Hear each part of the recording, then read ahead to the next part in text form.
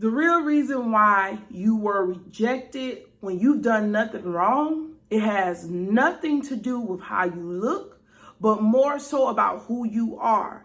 Here's the thing about that. When you are royalty and you go around people who are not operating in royalty, and I'm talking about in your spirit, right? If you're chosen, if God has you set apart, and he's waiting for you to align with that thing, and you wondering why people won't accept you, because you got to align with something, okay? You have to align with something.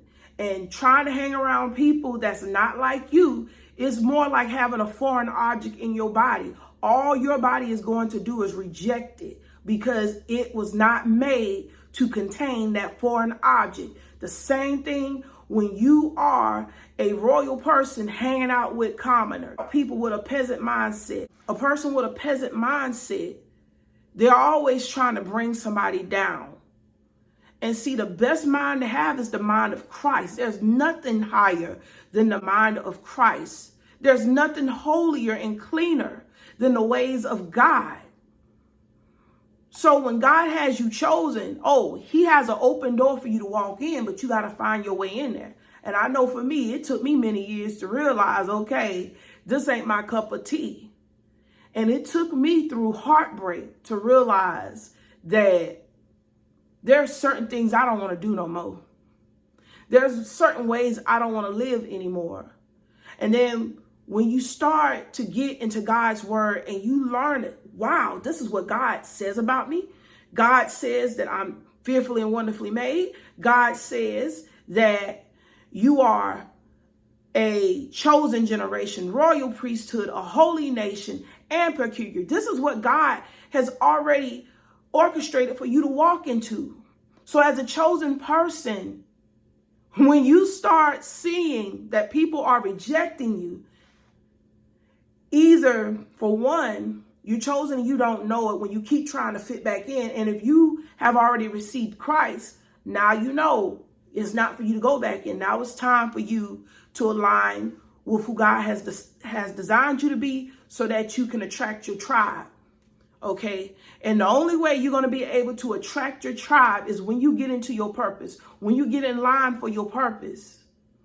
And see, many of you all are leaders, and chosen ones are leaders. There's a specific area. I don't care what it is. There's a specific area that you can reach somebody in ministry. You got to tap into it because you're the only one that's able to do it. You're the only one that's able to open that door. You're the only one that has the key to making something work in an environment that needs a solution. You got to understand, chosen ones are Davids. Okay. And see, if you don't know the story of David, David was the youngest of Jesse's sons. Okay. And when they was looking for somebody to take down Goliath, okay, David, first of all, he was not picked first. He was not the one that people thought were going to be able to take down Goliath. He was the last person introduced to the prophet out of all of Jesse's sons. When they found David, David was a shepherd boy. He also played the harp.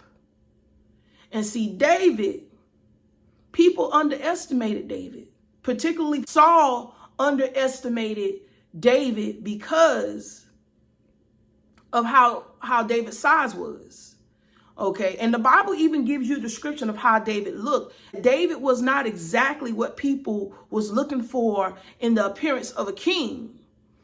Now, David, all right, David had to give Saul his resume. This is what I mean. He had to give him his resume. He had to tell him, this is what I did. I killed lions and bears so I can take out this Philistine.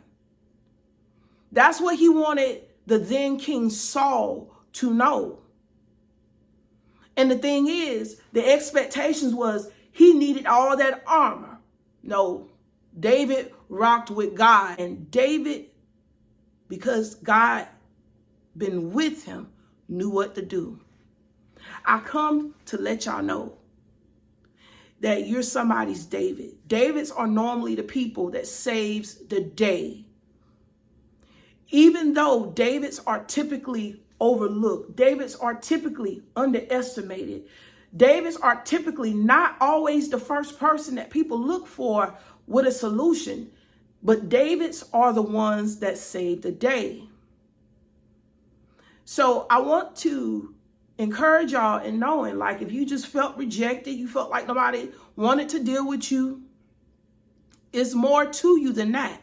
And when people don't see you, or they don't, they act like you're a non-factor or whatever, take that time to work on you, because your biggest flex is going to be what they didn't know was there.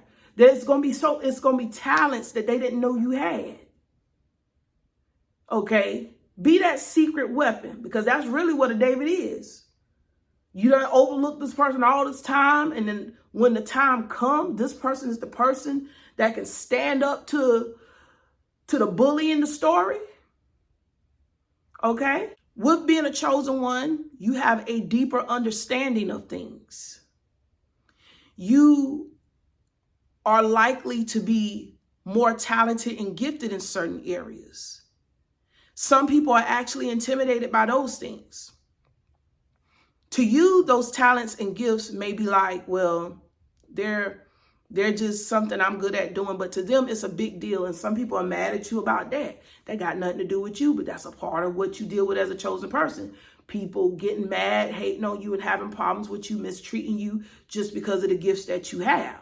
Some people figure, oh, you think you better than me because you got the gifts. You don't even have to tell them that, but that's what they assume, and you have no control over what goes on in their mind. But just know, when people start treating you funny, that's what it is at times. Okay? So you go through rejection, like I told you, being that foreign object in a social circle that you don't belong.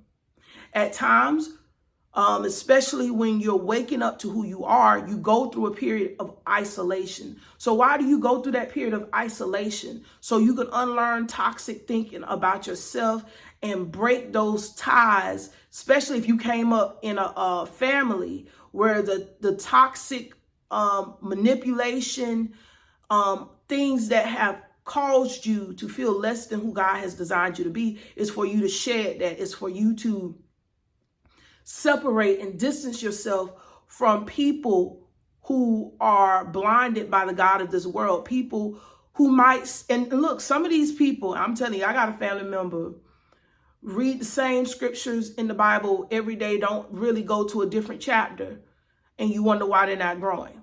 Okay? And also too, because they're doing things their way and not God's way in some ways. But it shows in the fruit that they manifest, the fruit that they bear. So with that being said, you got to get into a place of isolation where you can unlearn the things that were taught to you, the lies that was imposed upon you, so you can get to know who you are really designed to be, to find your purpose, to find your ministry, to learn how to recognize when God is telling you to move in a specific direction, all that, so that you can become this new person. You can transform into what God has set for you to become.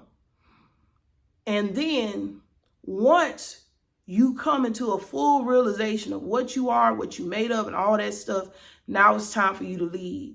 Now it's time for you to start moving in that ministry, moving in that purpose, moving in that business adventure, and however you are designed to glorify God.